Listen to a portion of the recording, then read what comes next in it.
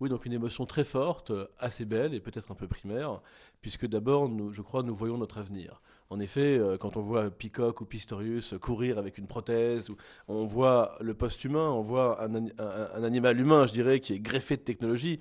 Au fond, c'est ce qu'on est déjà avec nos pacemakers, nos reins artificiels. On est déjà des mutants, on est déjà un peu des cyborgs, mais on va le devenir davantage et on le voit dans l'arène des JO de Londres. Donc ça nous touche et ça nous rassure quant à notre devenir post-humain, je dirais.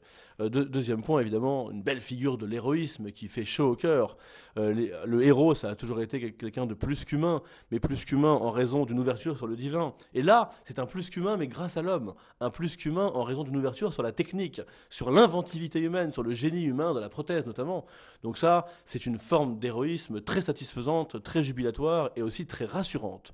Troisième point très rassurant, qui vient comme ça alimenter l'intensité de cette émotion, c'est le volontarisme. On se dit, ils ont surmonté un handicap terrible grâce à l'effort de la volonté. Or, on rêve que ce soit si simple, la vie. On aurait envie de pouvoir s'en sortir avec le quand tu veux, tu peux, dont l'Occident raffole tant. Évidemment, ça nous rassure encore une fois de se dire, ah oui, si j'ai un gros problème, si j'ai un échec, si j'ai un handicap, eh bien si je me bats, je vais m'en sortir. Et donc on admire ces combattants. Bien sûr, dans cette admiration, il y a un peu de voyeurisme, mais passons, ce n'est que la petite dose de voyeurisme qui rehausse l'admiration.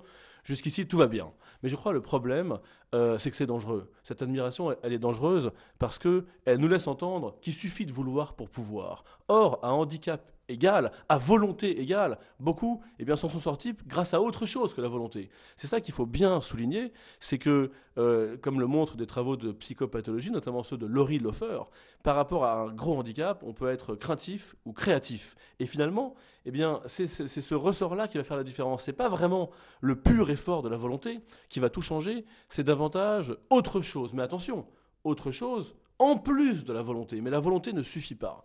Alors pour le dire clairement, et je dirais plus simplement, dans notre émotion et notre admiration pour ceux qui s'en sont sortis grâce à leur volonté, entend-on si souvent dans les médias ou ailleurs, il y a une négation quelque part de ceux qui ne s'en sont pas sortis alors qu'ils ont beaucoup voulu. Et presque, je dirais, il y a une insulte à l'égard de tous ceux qui se sont battus, beaucoup, mais qui ne s'en sont pas sortis.